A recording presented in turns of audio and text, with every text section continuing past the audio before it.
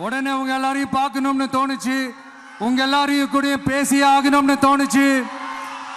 உங்க எல்லாரும் கூட நான் நிப்பேன், நீ தொடர்ந்து நிப்பேன் சொல்லணும்னு தோணுச்சு.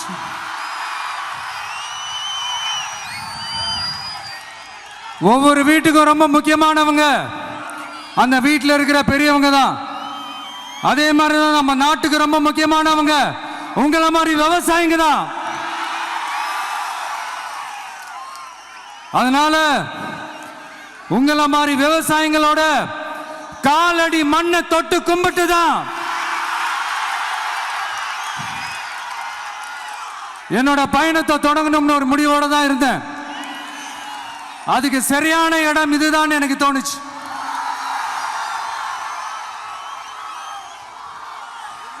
என்ன உங்க வீட்டில் இருக்கிற ஒரு மகனா என்னோட கள அரசியல் பயணம் உங்களோட ஆசீர்வாதத்தோட இங்கிருந்து தான் தொடங்குது.